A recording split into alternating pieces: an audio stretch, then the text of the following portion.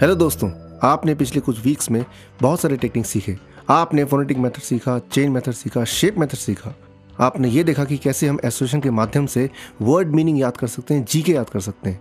आपने ये भी सीखा कि इन मेथड से ना केवल हम चीज़ों को बहुत फास्ट याद कर सकते हैं, ना केवल हम उन्हें देर तक याद रख सकते हैं, हम क्विकली एंड करेक्टली रिकॉल कर सकते हैं, हम इमेजिनेशन की टेक्निक को यूज़ करके अपनी बीमारियों को भी दूर कर सकते हैं।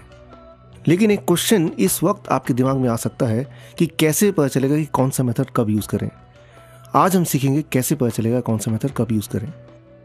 बचपन में आपने सीखा था left hand side equal to right hand side. Maths में आपको सिर्फ इतना याद रखना है कि left hand side equal to right hand side, तो ऑटोमेटिकली आपको पता चल जाएगा कौन सा मेथड कब यूज़ करना है। फॉर एग्जाम्पल, लेट से अगर मैं आपको एक शब्द बोलूँ कैपेशियस, कैपेशियस, कैप, कैप, जैसे ही आपने वर्ड सुना कैपेशियस, एकदम से आपके दिमाग में कैप का पिक्चर आया और कैप का पिक्चर याद आते ही वो पिक्चर जो आपने मूवी में देखा था, बहुत बड़ा कैप, वो आपके दिमाग के सामने आया, आपके इमेजिनेशन में आया और उससे आपको उसका मीनिंग याद आ गया, that is very big, huge. Actually आपने कैपेशियस का मतलब बहुत बड़ा यानी कि ह्यूज कैसे याद किया? आपने एसोसिएट किया, आपने इमेजिन किया, आपने उसको देखा, आपने लिंक किया, कनेक्ट किया। सो द वर्ड जो आपको याद करना है वो है लेफ्ट हैंड साइड और उसका मीनिंग वो हो गया राइट हैंड साइड। इन दोनों के बीच का लिंक जिससे आप एक से दूसरे तक पहुंच सकते हैं, जिससे आप चीज़ों को याद रख सकते हैं। Let's say if I give you a word, let's say मैं आपको एक वर्ड देता हूं इम्यूटेबल। जैसे मैंने आपको वर्ड दिया इम्यूटेबल, आपने वर्ड सुना, आपके दिमाग ने इस वर्ड को अपने ब्रेन की डिक्शनरी में स्कैन किया कि क्या इससे मिलता जुलता कोई वर्ड है, बट द नियरेस्ट वर्ड जो इससे मिलता जुलता है that is immutable, table. So immutable का मतलब होता है स्टेबल। अब अगर मुझे याद रखना है इम्यूटेबल का मतलब स्टेबल है, तो दोनों के बीच में एक लिंक बनाना पड़ेगा। किसी भी दो वर्ड के बीच में लिंक तब बन सकता है जबकि दोनों वर्ड मीनिंगफुल हो या पिक्चरफुल हो। Let's say I give you a word, an Italian word, काव्य, काव्य। मैंने आपको एक इटालियन वर्ड दिया काव्य। आपके दिमाग ने क्या किया, इस वर्ड को स्कैन किया और पूरे ब्रेन को स्कैन करने के बाद it came with the conclusion कि ये एक नया वर्ड है। हालांकि काव्य आपके लिए नया वर्ड है, लेकिन इससे मिलता जुलता सिमिलर साउंडिंग वर्ड कवि, कवि, कविता। अब अगर आपको बोलूं इटालियन वर्ड काव्य का मतलब है सुअर का बच्चा। जैसे मैंने आपको बोला सुअर का बच्चा, आई एम श्योर आपके दिमाग में सुअर के बच्चे का एक पिक्चर आ गया। अब अगर आपको ये याद रखना है सुअर के बच्चे को इटालियन में बोलते हैं काव्य, तो दोनों के बीच में एक लिंक, एक कनेक्शन, एक एसोसिएशन बनाना होगा। मन ही मन में इमेजिन कर सकता हूँ, मैं सोच सकता हूँ, आप दिमाग में देखिए कि कुछ छोटे छोटे सुअर के बच्चे वो काव्य, कविता पढ़ रहे हैं, कविता पढ़ रहे हैं, Jack and Jill went up the hill और समथिंग लाइक दैट। अब जरा सोचिए, नेक्स्ट टाइम जब आप रास्ते में जाएंगे, कुछ छोटे छोटे सुअर के बच्चे देखेंगे तो क्या याद आएगा? काव्य, काव्य, कविता, कवि। या लेट्स से कुछ दिन बाद आप देखते हैं कुछ लोग कविता पढ़ रहे हैं तो क्या याद आएगा? एकदम से आपका दिमाग में पिक्चर आएगा, ओह सुअर के बच्चे, अ लिंक। लेकिन जरा सोचिए, अगर मैं बोलूँ काव्य एक इटालियन वर्ड नहीं है, ये एक जर्मन वर्ड है, क्या आपके सोचने का ढंग बदल जाएगा? Not at all. आपका दिमाग आपसे ये नहीं पूछता है कि ये वर्ड का ओरिजिन क्या है, ये वर्ड कहाँ से लाया गया है। आपका दिमाग सिर्फ ये देखता है कि जैसे ये वर्ड आया, इससे मिलता जुलता मेरे दिमाग की डिक्शनरी में कौन सा वर्ड है जो इससे सिमिलर साउंडिंग है। लेट्स से मैं आपको एक वर्ड देता हूँ, जैसे मैं वर्ड बोलूँ आपको उस वर्ड का एक पिक्चर देखना है। Let's say the word is lux. जैसे मैंने बोला लक्स, आपके दिमाग में स्कैन किया, एकदम से लक्स का पिक्चर यानी कि लक्स सोप का पिक्चर सामने आया, क्योंकि आपने अपने ब्रेन में लक्स यानी सोप का पिक्चर ऑलरेडी डाला हुआ था। सिमिलरली इफ आई से कोलगेट, आई एम श्योर आपके दिमाग में कोलगेट टूथपेस्ट का पिक्चर आ गया, बिकॉज आपने कभी ना कभी अपने दिमाग को दिखाया और बोला देखो इसे कोलगेट टूथपेस्ट कहते हैं, देखो इसे कोलगेट टूथपेस्ट कहते हैं। Next time when somebody says Colgate, एकदम से मेरे सामने पिक्चर ले आना। लेकिन कोलगेट एक स्पेनिश वर्ड भी है और स्पेन में कोलगेट का मतलब है फांसी पे चढ़ा देना, फांसी पे चढ़ा देना। अब अगर आप स्पेनिश सीख रहे हैं और आपको याद रखना है कोलगेट का मतलब फांसी पे चढ़ा देना है, तो आपको इन दोनों के बीच में एक लिंक, आपको इन दोनों के बीच में एक एसोसिएशन बनाना पड़ेगा। कैसे बनाएंगे? मन ही मन में इमेजिन कर रहा हूँ, विजुलाइज कर रहा हूँ। आप भी दिमाग में देखिए, एक आदमी को फांसी पे चढ़ाया जा रहा था और उनसे पूछा जा रहा था आपकी आखिरी इच्छा क्या है, और उसने बोला मेरी आखिरी इच्छा है कि मैं कोलगेट से टूथपेस्ट करना चाहूँगा, तभी मैं फांसी में चढ़ूँगा। अब ज़रा सोचिए, नेक्स्ट टाइम जब आप ये वर्ड सुनेंगे कोलगेट, एकदम से आपके दिमाग में ये मेंटल पिक्चर आएगा और आपको याद दिलाएगा कोलगेट का मतलब स्पेनिश में है फांसी पे चढ़ा देना। कोलगेट जो कंपनी है, उन्होंने अपना ब्रांड दुनिया के कई सारे कंट्रीज़ में लॉन्च किया, इंक्लूडिंग स्पेन। बाकी सारे कंट्रीज़ में बिजनेस अच्छा रहा, लेकिन ये पाया गया अनयूजुअली स्पेन में बहुत ख़राब बिजनेस रहा, लोगों ने ख़रीदा ही नहीं। फिर कोलगेट वालों ने सर्वे किया और ये देखा गया कि वहाँ पे लोकल लैंग्वेज में कोलगेट का मतलब है फांसी पे चढ़ा देना। सो जैसे ही उन्होंने कोलगेट पढ़ा, एकदम से उनके दिमाग में उससे जुड़ी हुई पिक्चर, यानी कि फांसी पे चढ़ा देना, वो पिक्चर सामने आया। मैं ये बोलना चाह रहा हूँ कि आपके दिमाग में कोलगेट का एक अलग पिक्चर है, उनके दिमाग में कोलगेट का एक अलग पिक्चर है। जो पिक्चर आपके दिमाग के स्टोर हाउस में है, वो पिक्चर आपकी मदद करेगा उससे जुड़ी हुई चीज़ों को याद रखने के लिए, उससे जुड़ी हुई चीज़ों को दिमाग में लिंक करने के लिए। सो इम्पॉर्टेंट ये नहीं है कि जो वर्ड आप याद करना चाहते हैं उसका ओरिजिन क्या है। इम्पॉर्टेंट ये है कि जो भी वर्ड आपके सामने आता है उसे याद रखने के लिए आपका दिमाग क्या करता है, उससे जुड़े हुए मेंटल पिक्चर्स अपने ब्रेन से स्कैन करता है। Let's say if I give you a word old fashion, जैसे मैंने बोला ओल्ड फैशन, आपके दिमाग में ओल्ड फैशन जुड़े हुए कुछ पिक्चर आ गए। ओल्ड फैशन कपड़े, ओल्ड फैशन गाने या ओल्ड फैशन घर। लेकिन अगर मैं बोलूँ ओल्ड फैशन का जो फ्रेंच वर्ड है दैट इज फडी डडी। फडी डडी को फ्रेंच में बोलते हैं ओल्ड फैशन। अब अगर आपको याद रखना है फडी डडी मीन्स ओल्ड फैशन, आपको दोनों के बीच में एक लिंक, आपको दोनों के बीच में एक एसोसिएशन बनाना है। वो कैसे बनाएंगे? वो आपने एकदम से वो पिक्चर को रिकॉल किया, याद रखेंगे आप मूवी, और उससे आपने इमेजिन किया फडी डडी, फटी हुई, राइट, कपड़े, राइट, डैडी के पुराने कपड़े, ओल्ड फैशन कपड़े, और वो पिक्चर ने आपकी मदद की to recall the meaning. But if I say fuddy डडी French word ना होके ये एक स्पेनिश वर्ड है, क्या आपके सोचने का ढंग बदल जाएगा? नो, दिमाग को इससे मतलब नहीं है कि वर्ड कहाँ से आया है। दिमाग को सिर्फ इससे मतलब है ये जो भी वर्ड मैं सुन रहा हूँ इस वर्ड से मिलता जुलता मेरे दिमाग के डिक्शनरी में क्या है। फिर चाहे हम बात करें वर्ड मीनिंग की या फिर चाहे हम बात करें बुक्स एंड ऑथर की। Let's say if I give you a name of a book called bike. जैसे मैंने बोला बाइक, एकदम से आपके दिमाग में बाइक का एक पिक्चर आ गया।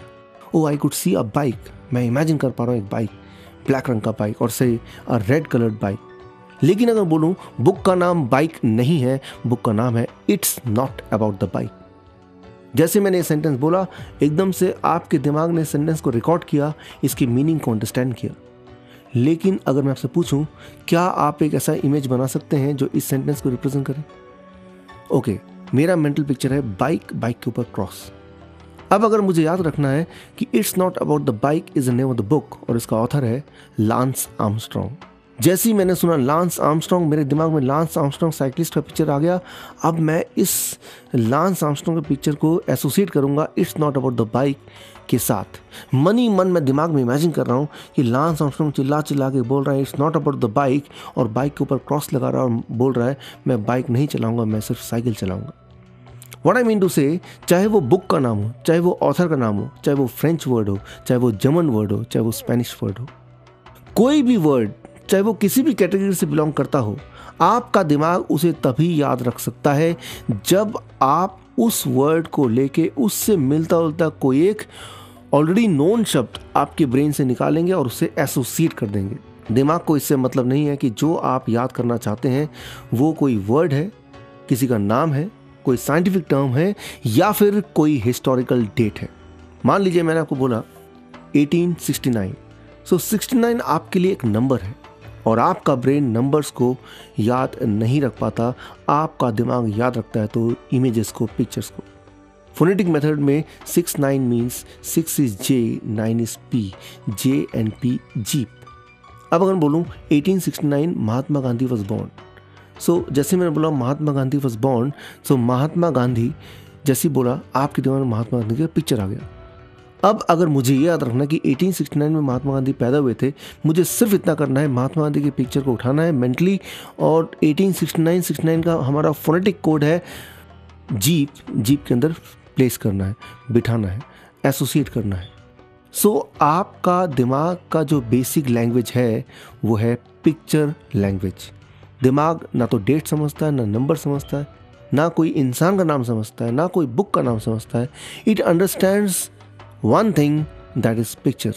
फॉर एग्जाम्पल ज़रा सोचिए, एक छोटा बच्चा जिसे कोई भी भाषा नहीं आती, आप अपना एग्जाम्पल लीजिए, जब आप पैदा हुए थे आपको कोई भी लैंग्वेज का ज्ञान नहीं था, ना तो आपको हिंदी पता था, ना इंग्लिश पता था, कोई भी लैंग्वेज नहीं पता था। जब आपने पहली भाषा सीखी तो कौन सी भाषा सीखा?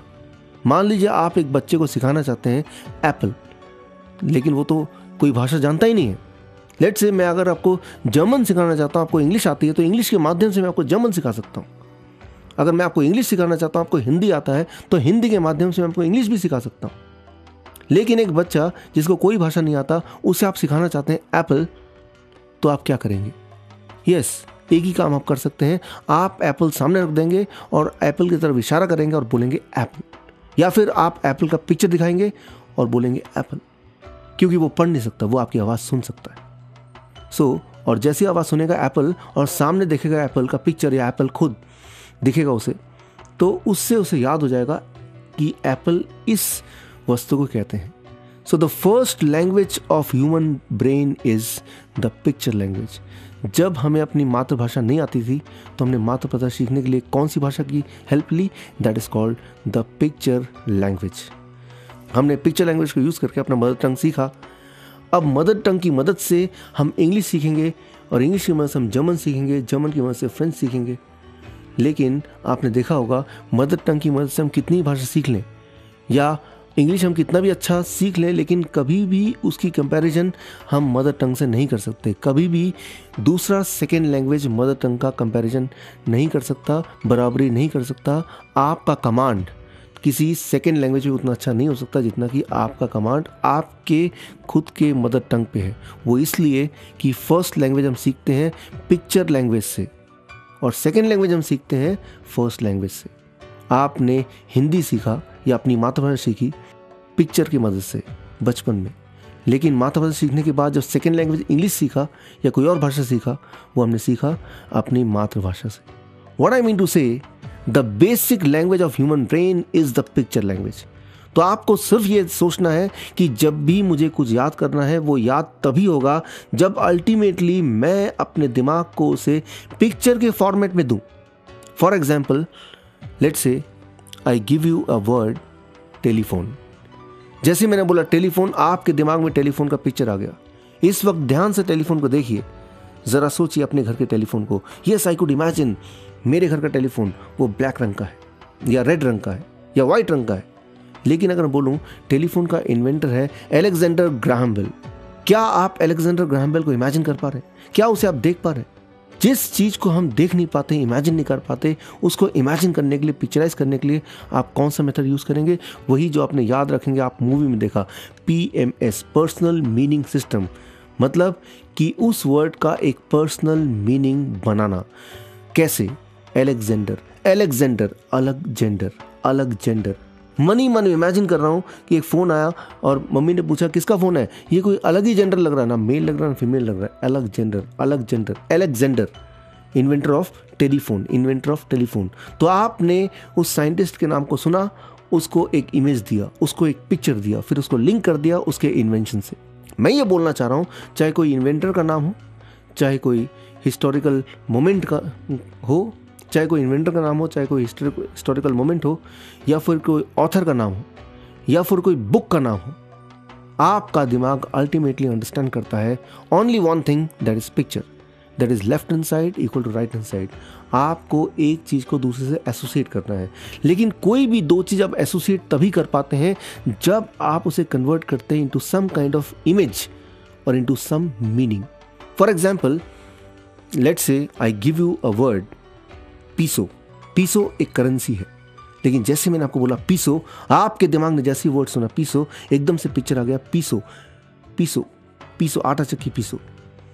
अब अगर मैं बोलूं peso is the currency of Cuba आपके लिए पिक्चरलेस है।